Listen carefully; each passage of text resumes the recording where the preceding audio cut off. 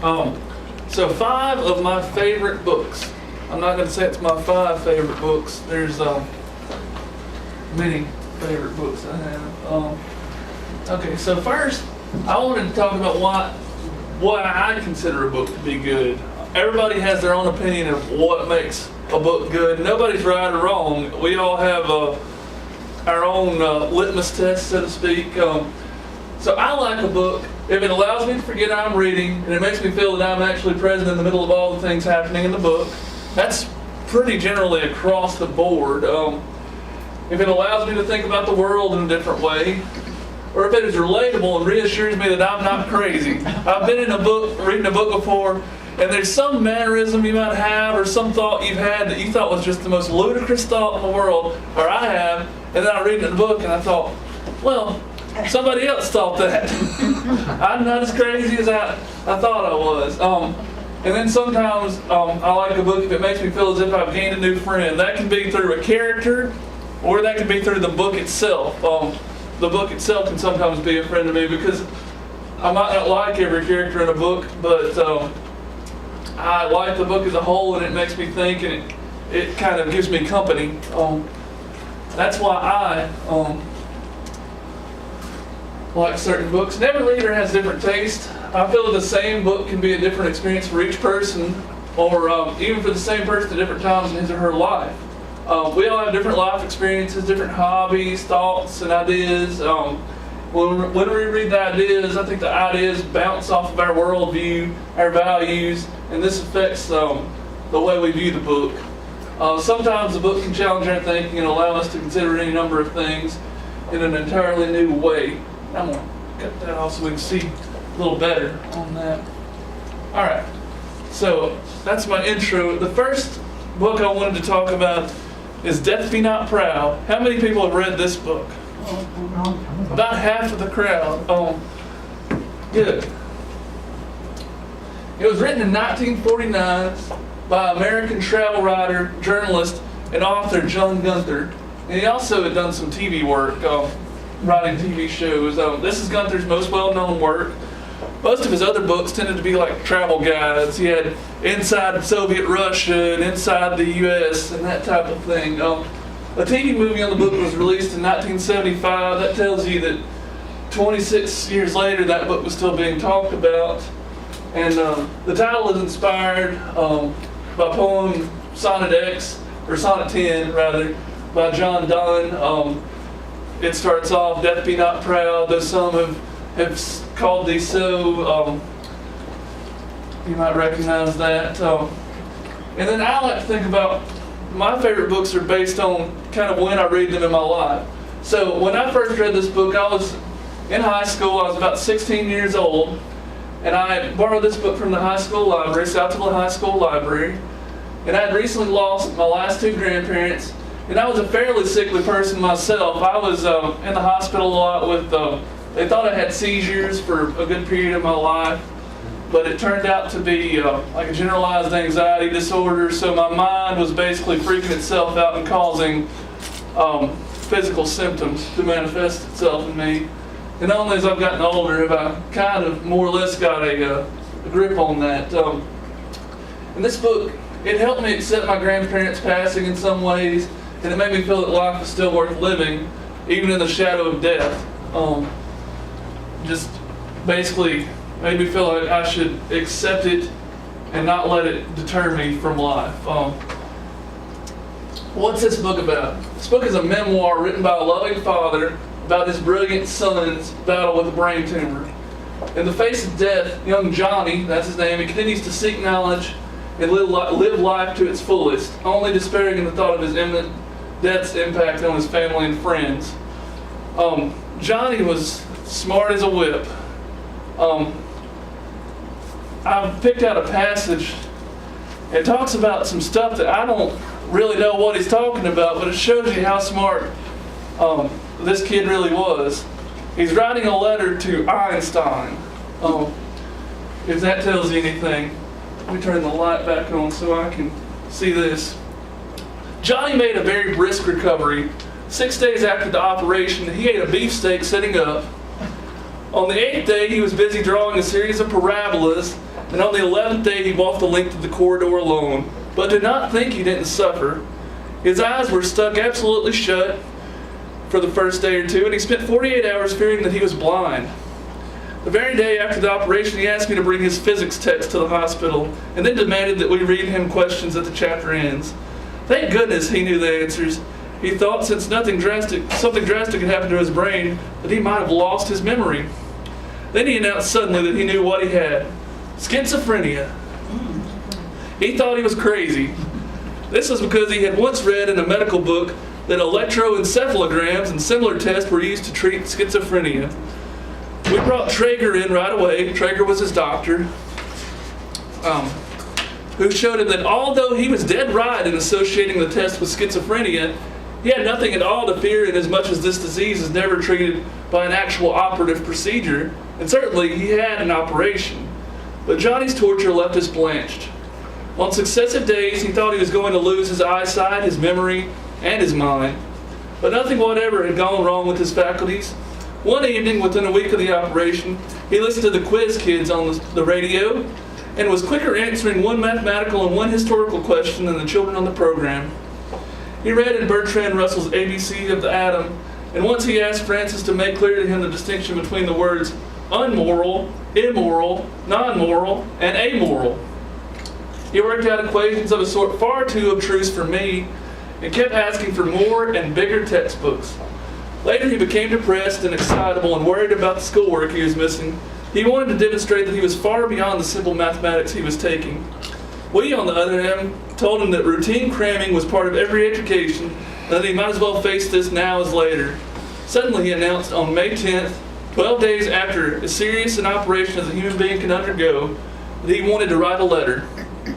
Francis thought it might be to Mr. Boyden or to one of the Deerfield boys, but it was to Dr. Einstein. Francis had to persuade him to dictate it to her, and she took it down, word for word, comma for comma, exactly as he said it. Then he was surprised and impressed at the way it came out. Dear Professor Einstein, for some time during free periods at school, I have been struggling, I'm afraid rather unsuccessfully, with Eddington's space-time and gravitation. And the rather fantastic idea occurred to me, here comes the presumptuous part, whether it would not be reasonable to assume that the number and curvature of dimensions of the universe be considered, if not variable, at least relative. The properties of an event would then be determined by the number and curvature of the dimensions which govern it. Electric and magnetic attraction would rather then be considered merely a type of gravitation through electric and magnetic dimensions. This attraction would then continue to follow your law of gravitation. Of course, this theory would have to be tested by determining whether it checks mathematically with the equations of Clark-Maxwell and your law of gravitation. But unfortunately, I do not yet have the mathematical training to compute this problem. If by some wildly and impossibly fantastic coincidence, this weird idea should coincide with any ideas you may have had or will have, please do not think of giving me any credit for suggesting it, as I was not deserve any more than Newton's apple for catching the great scientist eye. Thank you for reading this. Sincerely yours, John Gunther, Jr. He was a smart guy. I sent this letter to Einstein with a brief conversing note, and making us very happy, Einstein replied to Johnny promptly as follows. I have read with interest the remarks contained in your letter of May 10th. They were, however, too brief to give me a clear understanding of your ideas. I hope to see you when you are recovered so that we may have a conversation about it. With my best wishes for your speedy recovery, I am, yours very sincerely, Albert Einstein. So, it's just to show that even while he was basically had his head open at part of trying to relieve the pressure, they had to drill holes and all this stuff, he was still doing all of his scientific experiments, and he loved life. He was more worried about others and how they would accept his death and deal with his death than he was about his own journey there. And this book really did a lot for me, and I've reread it and I've encouraged other people to read it that have not. This is a really good one if you're dealing with grief and just acceptance in general. All right. So the next book I'm going to talk about is Empire Falls by Richard Russo. Has anybody read that? No, nobody. Good. All right. Empire Falls was written by New York author Richard Russo in 2001. It won the Pulitzer Prize for fiction in 2002. The book inspired an HBO two-part miniseries in 2005, and that miniseries had quite the ensemble cast. It had Ed Harris, Helen Hunt, Paul Newman, Philip Seymour Hoffman, Robin Wright, and many others. And Russo has written 12 novels up to this point. He's continuing to write. He's a contemporary writer. Very New England. His settings are usually around that area, which I really love the New England area. It's kind of different than it is here. I could not live there because of the winters, which last half the year. How did I pick up this book? I saw the miniseries on HBO at the time it came out. I enjoyed that so much that I borrowed the book from the Lee County Library. It's probably about 19, was working through college. I remember reading this book while I was working at the Pottery Market. I don't know if y'all ever went to that. It was a pottery and fountain store that used to be in Tupelo right outside B&P Dollar. I used to work at B&P Dollar, and the same people owned both of those. So I was sitting out waiting for people to come look at fountains, reading this book. Okay, so what's this book about? This book is about the daily lives of a host of characters in the decaying, nearly bankrupt town of Empire Falls, Maine. It's kind of got a Rust Belt feel, even though it's not the Rust Belt. The Rust Belt, as we know, it's more Ohio, Indiana, those type areas. But I think there's some characteristics that are nationwide. I mean, there's a lot of economic decline in areas here in Mississippi, in Maine is in the story, and all around the United States. The United States is one of the more prosperous places. I don't know that those other places ever had the economic growth to have an economic downturn in a lot of ways. The story's main protagonist is Miles Roby. He's a middle-aged divorcee who has managed a local diner ever since he left college, and he returned home to take care of his mother without graduating. Though Miles seems happy enough, a part of him has always wanted more. He's wanted to own his own restaurant, that kind of thing. However, he feels tied to his current position because his mother worked for the owner's family, and they helped take care of her when she was sick. So he feels indebted to that family to a large degree. The diner is owned by Francine Whiting, a wealthy widow who seems to enjoy holding Miles down. She's kind of always over him and taking enjoyment in his pain a little bit. When Miles begins remembering parts of his childhood, he begins to understand why this is the case, why she enjoys hurting him. I'm not going to tell you why that is, but she's got an agenda against him. And along the way, you come across a cast of eclectic characters, like Miles' unstable dad, that's Paul Newman, his smart, caring teenage daughter, his spitfire ex-mother-in-law, his selfish ex-wife, she's a terrible person, her boastful second husband, he's a weird guy, his name's Art Como, and several other people in there. I'm going to read just a little bit of kind of the first look into Empire Falls and what went on there. The Empire Grill was long and low-slung, with windows that ran its entire length, and since the building next door, a Rexall drugstore, had been condemned and razed, it was now possible to sit at the lunch counter and see straight down Empire Avenue all the way to the old textile mill and its adjacent shirt factory. Both had been abandoned now for the better part of 2 decades, though their dark, looming shapes at the foot of the avenue's gentle incline continued to draw the eye. Of course, nothing prevented a person from looking up Empire Avenue in the other direction, but Miles Roby, the proprietor of the restaurant and its eventual owner, he hoped, had long noted that his customers rarely did. No, their natural preference was to gaze down to where the street both literally and figuratively dead-ended.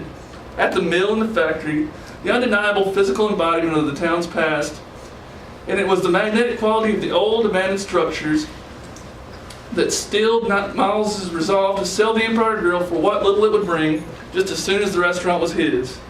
Just beyond the factory and mill ran the river that long ago had powered them, And Miles often wondered if these old buildings were raised, would the town that had grown up around them be forced to imagine a future? Perhaps not. Nothing but the chain link fence had gone up in the place of the Rexall, which meant Miles supposed that diverting one's attention from the past was not the same as envisioning and embarking upon a future. On the other hand, if the past were raised, the slate wiped clean, maybe fewer people would confuse it with the future, and that at least would be something. For as long as the mill and factory remained, Miles feared, many would continue to believe against all reason that a buyer might be found for one or both, and that consequently Empire Falls would be restored to its old economic viability. What drew Miles Roby's anxious eye down the Empire this particular afternoon, in early September was not the dark, high-windowed shirt factory where his mother had spent most of her adult working life, or just beyond it, the larger brooding presence of the textile mill, but rather his hope that he'd catch a glimpse of his daughter, Tick, when she rounded the corner and began her slow, solitary trek up the avenue. Like most of her high school friends, Tick, a rail-thin sophomore, lugged all her books in a canvas LL Bean backpack and had to lean forward as if into a strong headwind to balance a weight nearly as great as her own. Oddly, most of the conventions Miles remembered from high school had been subverted. He and his friends had carried their textbooks balanced on their hips, listening first to the left, then to the right, shifting the load and listening to the right. They brought home only the books they would need at night, or the ones they remembered they needed anyway, leaving the rest crammed in their lockers. Kids today stuff the entire contents of their lockers into their seam-stretched backpacks and brought it all home, probably. Miles figured so they wouldn't have to think though what they'd need and what they could do without, thereby avoiding the kinds of decisions that might trail consequences. Except that this itself had consequences. A visit to the doctor last spring had revealed the beginnings of scoliosis, a slight curvature of Tick's spine, which worried Miles at several levels. She's just carrying too much weight, the doctor explained, unaware, as far as Miles could tell, of the metaphorical implications of her remark. It had taken Tick most of the summer to regain her normal posture, and yesterday, after one day at school, she was already hunched over again. Instead of catching sight of his daughter, the one person in the world he wanted at that moment to see rounding the corner, Miles was instead treated to the sight of Walt Como, the person he least wanted to see, the one he could live happily without ever lighting his eyes on again, pulling into a vacant parking space in front of the Empire Grill. Walt's van was a rolling advertisement for its driver, who'd had the Silver Fox stenciled on the front across the hood, just above the grill, and its vanity plates read, Foxy 1. The van was tall and Walt short, which meant he had to hop down from the running board, and something about the man's youthful balance made Miles, who'd seen this both in real life and in his dreams just about every day for the past year, want to grab an axe handle, meet the Silver Fox at the door, and stave his head in right there in the entryway. Instead, he turned back to the grill and flipped Horace Waymont's burger, wondering if he'd already left it on too long. Horace liked his burgers bloody. So it's kind of a slice of life, and there's a lot of characters there like I could imagine meeting here or in any place, any town in America. And I think Russo is just a really good writer, at least in that one. I haven't read any of his other stuff. I know he's got like That Old Cape Magic and things like that, books like that. Okay. East of Eden by John Steinbeck. A lot of you have probably read this. How many have read this? I didn't. 2, 3. Many years ago. Yeah. 3. Okay. Everybody's heard of John Steinbeck, though. Yeah. East of Eden was published in 1952 by the California-born literary giant John Steinbeck. Steinbeck was a John Grisham of his day. I don't know if Grisham will be looked upon as the literary giant that Steinbeck is. We'll see. That remains to be seen. But he had a slew of bestsellers between 1929 and 1968. Some of his better-known works are Grapes of Wrath, Of Mice and Men, The Winter of Our Discontent, In Dubious Battle, Cannery Row, which is a smaller book, The Red Pony, also a smaller book, Tortilla Flat. He's got Travels with Charlie, which is a travel memoir. And I read this book in about 2010 when I just graduated teaching school and was working at Walmart while looking for a teaching job. I can't really recall if I picked it up from the library or if I had a copy. I used to collect books before I started the library, and now I don't. Because I can get anything I want, and I don't have to take up room in my house. In its most basic form, when you get down to it, East of Eden is a family saga set in the California Salinas Valley between the 1800s and the mid-1900s. It's a period of about 60 to 80 years. Steinbeck believed this was his opus. He thought, this is the best thing I've ever written. Certainly the longest. And he felt fulfilled as a writer. He felt like he could write whatever he wanted, was one of his quotes, because he had finally written what he was meant to write his entire life. There's a couple of families in here, but the principal family of the story is the Trask family. 3 generations of which you get to know. In the early stages of the books, you meet patriarch Cyrus, his dependable son Adam, and his rough and tumble son Charles. Do you see any parallels to the Bible there with the names? Cain and Abel. Adam, Charles, A and C, Cain and Abel, and the other sons also parallel those names. So there's a lot of biblical imagery in that book. To me, this book, there's a lot in this book, a lot to dissect. But to me, it exemplifies the idea that was first looked at in the Bible, and then it's been stated in a bunch of different, more contemporary ideas through the years. But from Exodus 25, which is where the Ten Commandments were coming down, it said, "Thou shalt not bow down thyself to Thou shalt not bow down thyself to them, nor serve them, for I, the Lord thy God, am a jealous God, visiting the iniquity of the fathers upon the children unto the 3rd and 4th generation of them that hate me." He's saying the sons are going to deal with the father's sins. And then Shakespeare said it more directly. He said, the sins of the father are to be laid upon the children. And that's been said multiple times in different things. That was in Merchant of Venice, which is a pretty decent Shakespearean play if you're into that kind of thing. And so for my excerpt from here, I think a lot of times we idolize adults as children, and there's a time when we realize that they are not infallible, that our bigger than life heroes are actually men and women, and that they make mistakes too, and sometimes that throws us for a loop.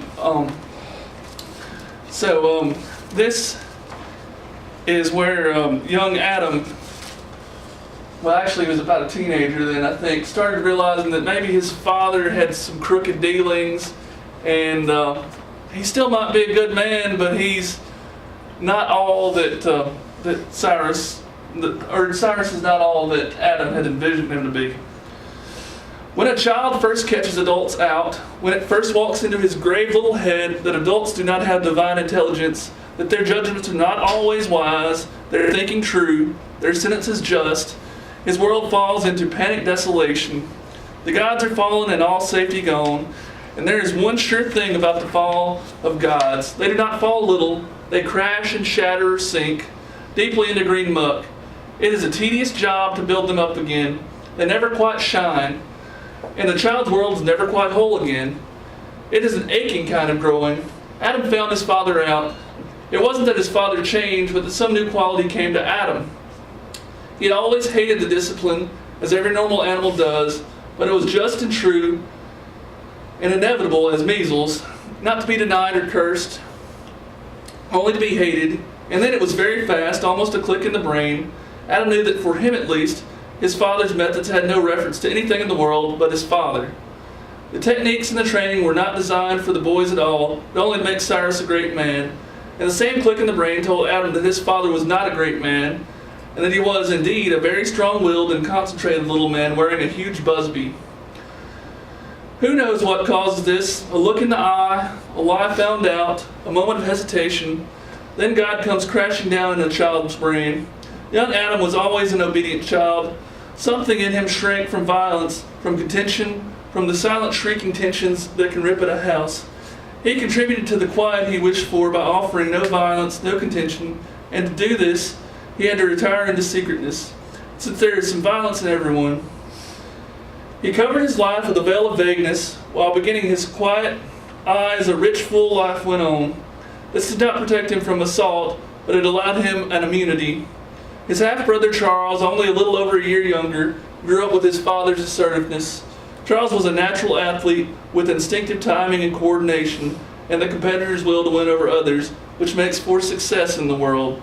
Young Charles won all contests with Adam, whether they involved skill or strength or quick intelligence, and won them so easily that quite early he lost his interest and had to find his competition among other children.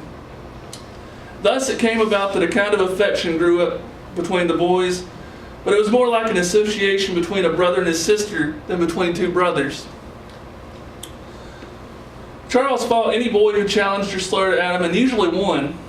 He protected Adam from his father's harshness with lies and even with blame-taking. Charles felt for his brother the affection one has for helpless things, for blind puppies and new babies. Adam looked out of his covered brain, out the long tunnels of his eyes, at the people of the world. His father, a one-legged natural force at first, installed justly to make little boys feel little and stupid, feel littler and stupid boys aware of their stupidity. And then after a guide had crashed, he saw his father as the policeman laid on by birth, the officer who might be circumvented or fooled, but never challenged. And out of the long tunnels of his eyes, Adam saw his half-brother Charles as a bright being of another species, gifted with muscle and bone, speed and alertness, quiet on a different plane, to be admired as one admires the sleek, lazy danger of a black leopard, not by any chance to be compared with oneself. And it would no more have occurred to Adam to confide in his brother, to tell him the hunger, the great dreams, the plans and silent pleasures that lay at the back of his tunneled eyes, than to share his thoughts with a lovely tree or a pheasant in flight. Adam was glad of Charles the way a woman is glad of a fat diamond, and he depended on his brother in the way the same woman depends on the diamond's glitter and the self-security tied up in its worth. But love, affection, empathy were beyond conception. So that's that. That just is him kind of coming to understanding of the life around him. Anybody have any questions about these three books so far? You're too quiet. The book, East of Eden,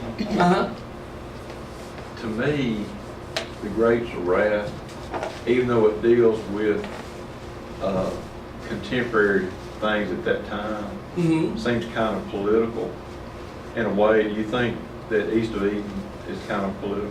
In some ways it's political, but I think it's more personal than it is political. I can't think of an instance really where politics is so much in there, other than just a cynical view of politics and things in general, just that there's evil in everybody to some degree. I think with Grapes of Wrath, there was a particular political ideology that he was going against. Yeah. I like Steinbeck. He usually, most good writers, they say, tend to write about what they know. Faulkner wrote about kind of and I'm not a huge Faulkner fan, by the way. That's on record now. But he wrote about what he knew in a veiled Oxford. Steinbeck mostly wrote about California, and I felt like I knew that area more from having read several of his books. They all kind of had that flair to them. Let's see. Okay, the last two books I'm going to talk about are more contemporary, and they are nonfiction books. I really like sports, and sometimes I like politics, but that kind of can also make me sad at times. This kind of looks at Makes us all sad. it makes us all sad, yeah. This book kind of encompasses both of those things. Friday Night Lights is a nonfiction book published in 1990 by Harry Gerard Bissinger III, professionally known as H.G. Bissinger. He was from New York. There was a movie that was based on this, released in 2004, starring Tim McGraw and Billy Bob Thornton. And they ran a series. It was loosely related to this. It wasn't straight from the book because it ran 5 seasons from 2006 to 2011. And they also had a 1993 series. It started a very young Ben Affleck called Against the Grain that was, I haven't seen. I've seen the other media, but that was the first thing released. So it spawned a lot of talk and imitators. I started watching the series and I loved it. The movie, not so much. The movie was more based on the book, but the book has a lot more detail. And Christmas, around 2007, I checked the book out from the Lee County Library. I lived in Lee County. I lived in South Tillotson and Tupelo for a little while. And I read it while I was on break from college. I don't know that y'all want to know that, but that forms the way I look at the book and what's going on in my life. Okay, so if you don't like sports, there's a chance you wouldn't like this book. There's enough football in it that you have to kind of have an enjoyment of football, but there's also a lot of meat behind it that you can appreciate. It's not just all about the game itself.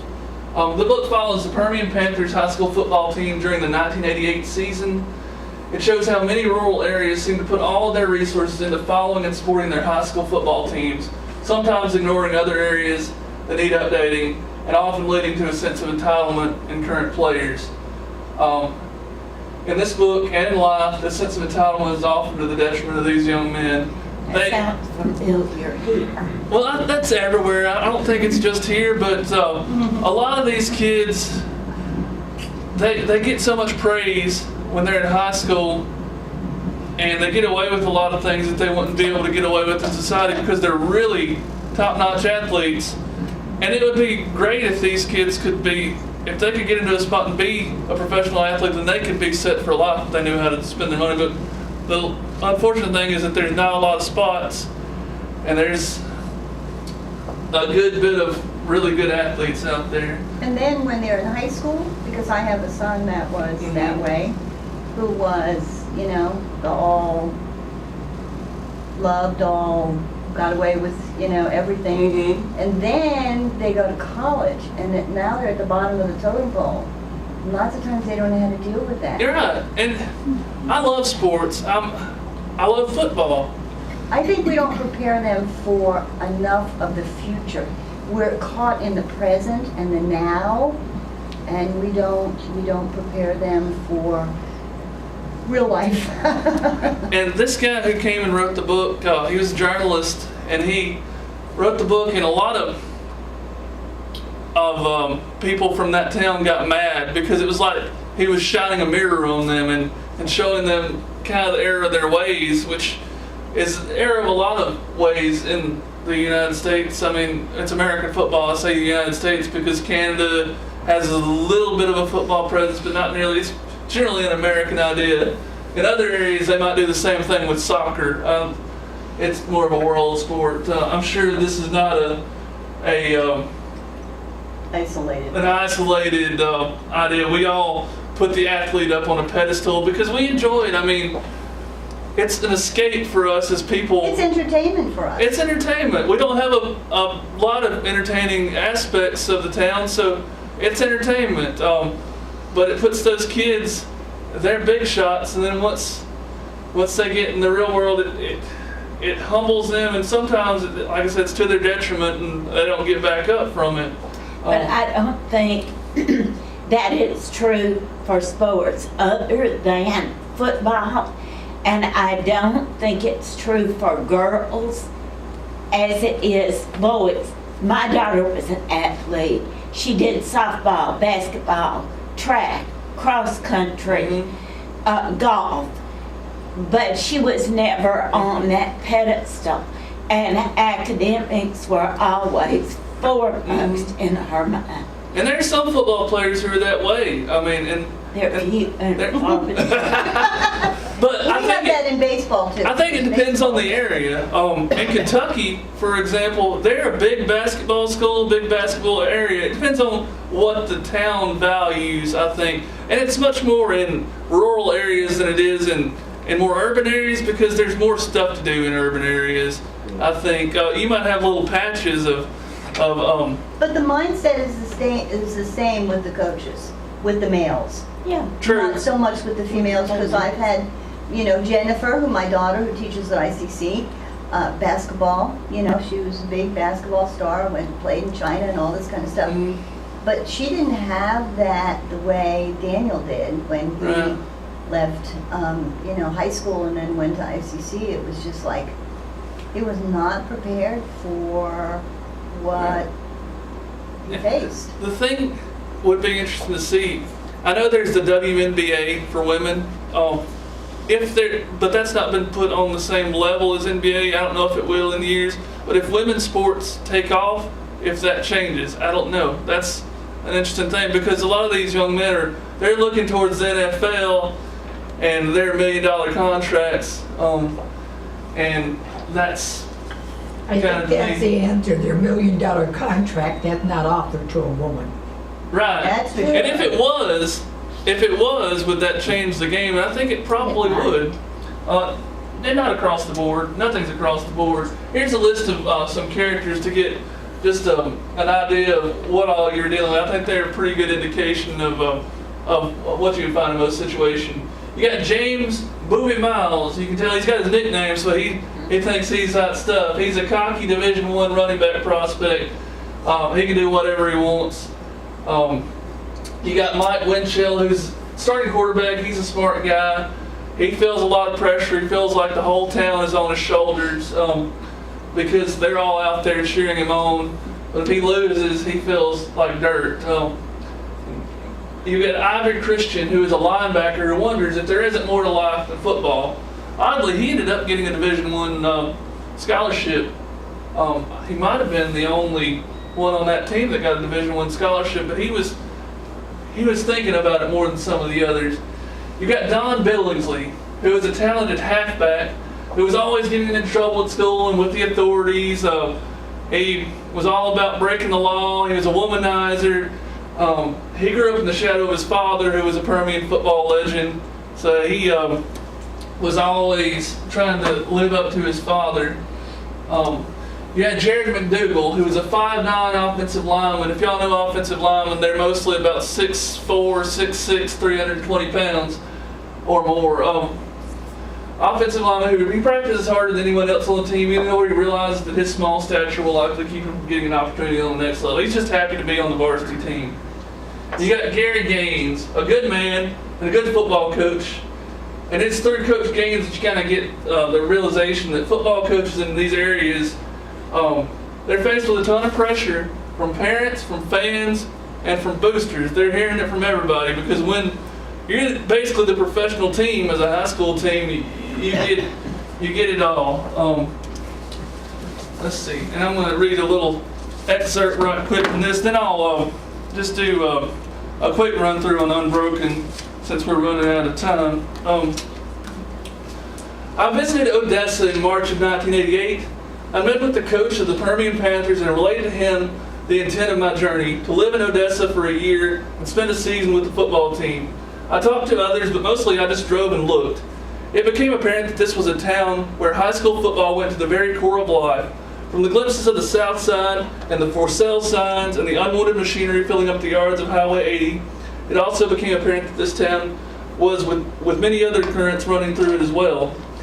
There seemed to be an opportunity in Odessa to observe not simply the enormous effect of sports on American life, but other notions, for the values of Odessa were ones that firmly belonged to a certain kind of America. An America that existed beyond the boundaries of a Steinbeck cartoon, an America of factory towns and farm towns and steel towns and single economy towns, all trying to survive. What were the attitudes towards race? What were the politics? And as the 1988 election approached, what did people want from their president? In a country that was having more and more difficulty teaching its young, what was the educational system like? What did people hold on to as they watched their economic lifeblood slip from them? What did they hold on to as they watched their country slip from them? What had happened to their America? My heart told me that I would find the answers to all these questions in Odessa, not because it was a Texas town, but an American one. I left my job as a newspaper editor for the Philadelphia Inquirer in July 1988 and moved to Odessa 2 weeks later. The following month, I met with members of the 1988 Permian Panther football team, and for the next 4 months, I was with them at home, and rattlesnake hunting with them, and in church with them, because I was interested in portraying them as more than just football players, and also because I liked them. I talked with hundreds of people to try to capture the other aspects of the town that I had come to explore, the values about race and education and politics and the economy. Much of what I learned about the town came from interviews, but some of it naturally came from the personal experience of living there, with a wife and 5-year-old twin boys. Odessa was very much my home for the year, a place where our kids went to school and we worked and voted and forged lasting friendships. It was in Odessa that I filmed those Friday night lights, and they burned with more intensity than I had ever imagined. Like thousands of others, I got caught up in them. So did my wife, so did my children. As someone later described it, those lights became an addiction if you live in a place like Odessa. The Friday night fix. But I also found myself haunted by something else. The words of a father with a son who had gone to Permian and had later become a world-class sprinter in track. He saw the irresistible allure of high school sports, but he also saw an inevitable danger in adults living vicariously through their young. And he knew of no candle that burned out more quickly than that of the high school athlete. Athletics lasts for such a short period of time. It ends for people, but while it lasts, it creates this make-believe world where normal rules don't apply. We build this false atmosphere. When it's over and the harsh reality sets in, that's the real joke we play on people. Everybody wants to experience that superlative moment, and being an athlete can give you that. It's Camelot for them, but there's even life after it. With the kind of glory and adulation these kids receive for a season of their lives, I'm not sure if they were ever more encouraged to understand that. As I stood in the beautiful stadium on the plains week after week, it became obvious that these kids held the town on their shoulders. Odessa is the setting for this book, but it could be any place in this vast land where on a Friday night, a set of spindly stadium lights rises to the heavens to so powerfully and so briefly ignite the darkness. I thought that was a pretty good little excerpt. That's a good book if you ever get a chance to read it. Now I'm going to talk just a second, briefly, because we're running out of time. Laura Hillenbrand wrote a book called Unbroken in 2010. She's from Virginia. She's a victim of something called chronic fatigue syndrome. She basically didn't leave her house for 27 years. She seems to be getting over that, but that kind of led her to research at an unbelievable level. Her other famous book is Seabiscuit, an American Legend, which was made into a feature film as well. Seabiscuit was one of my favorite movies. Was it? You haven't seen that.